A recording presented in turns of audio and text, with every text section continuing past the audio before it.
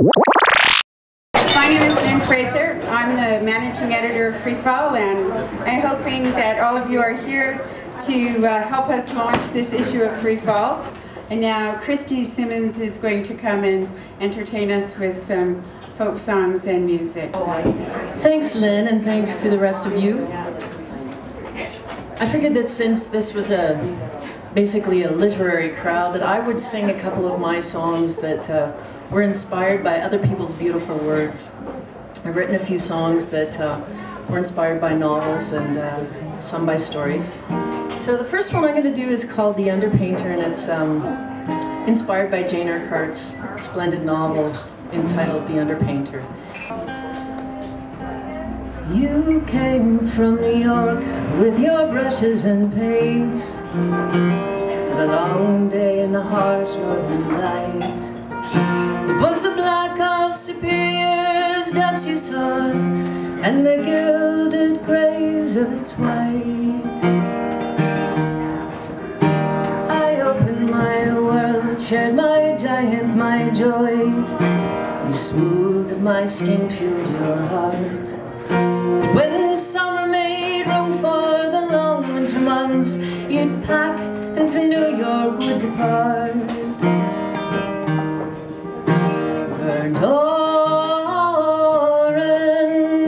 and fathoms of silver and wine. You inhale every color, but you live in black and white.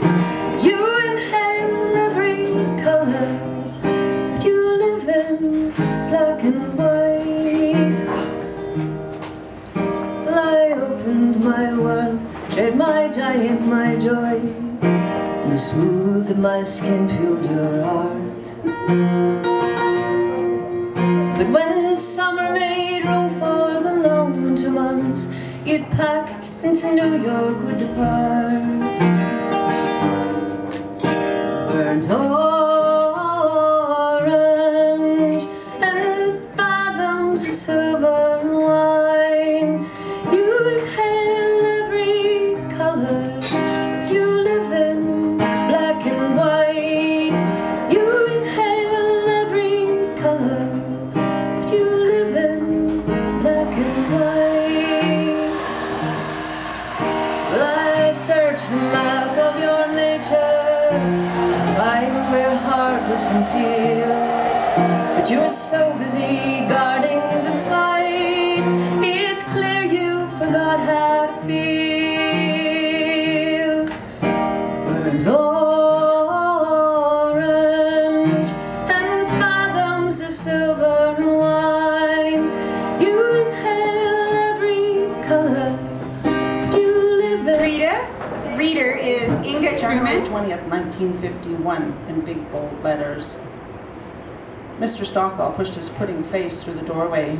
"You done yet?" he asked. "I know it's the same damn form you filled out last week." He squeezed himself back into his chair. "But we need one for here and one for the head office downtown. That's where they make sure everything you've written down is God's truth." In my head, I mumbled a quick prayer to Mary and Jesus.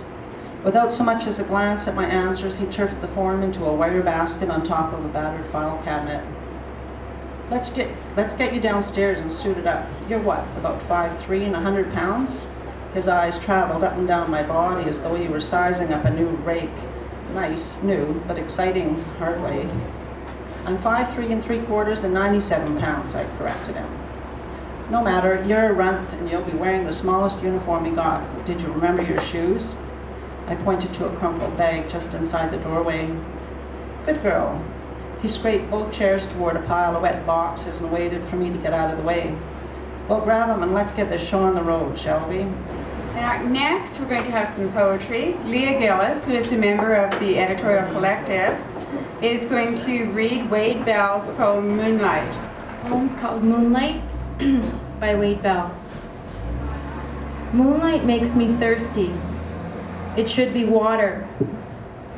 But the water here is sand, and the sand is sprinkled with orange stones that might be jewels which I could collect and give to women who value that sort of thing and watch their eyes spell gratitude and even love.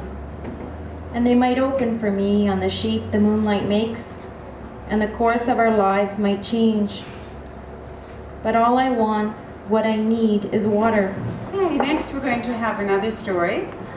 This story is going to be read by Marilyn Letts, who is another member of the editorial collective, and she is going to read Carolyn Watson's story, Armed with Knowledge.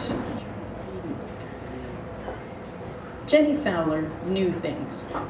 She knew that if she and Johnny Depp met, they would fall in love, and she would persuade him to give up smoking. She knew that her romance novel, when she found the time to write it, would win the Pulitzer Prize. Knowledge put a skip in Jenny's step.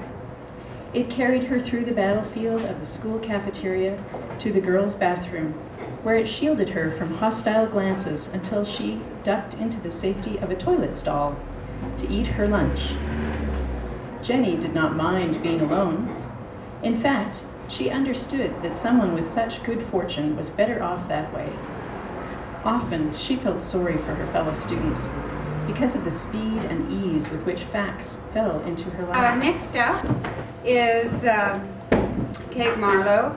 She is the author of one of the book reviews, I'm short here, in this issue, and she will read Louisa Howro's poetry from the last 2 issues of Free Fall. Stepping out of the family wedding.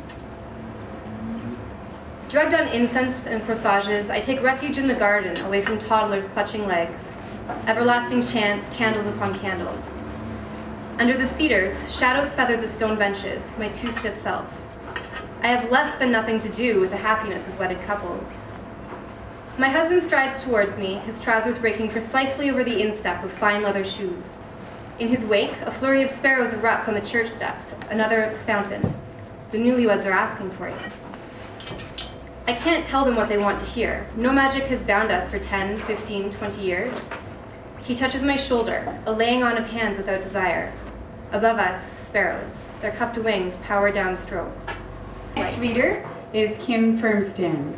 She'll read from her short story, Life Before War. Even before I wake up, I'm firing. Fingers squeezed tight to the trigger. Metal biting skin. Leaves raining down. Blinding hot.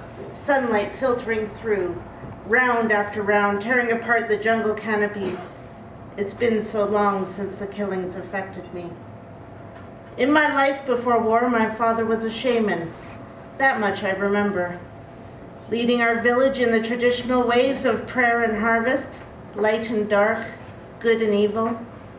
I was 11 when the rebels came, only 3 years before now. They pressed their still hot rifle barrels to my head, made me commit my first murder. It was kill or be killed. But last night, in the village where the people didn't fight, something changed. Blue moonlight, bright as day, villagers dancing around the fire, tapping and clapping, singing and swirling, warm orange light reflecting off their shining bodies. Adults, not a child among them, not even a baby to add her little coos or cries to the song. Micheline Naylor is going to read for us next. She's our editor-in-chief at Free Fall, and she's going to read Julita Severson Baker's poems. And finally, the last poem from Julita Severson Baker is the love song for Tycho Brahe. I would have listened to you, list your stars long after dinner grew cold, listened until you saw the universe in my open eyes and paused to draw breath. Beneath reindeer hides, my hands would glide along you, and when I kissed your face, you would surrender your pride, and let my love settle like gold leaf. With an apprenticed expertise, I need to love you, Tycho Brahe.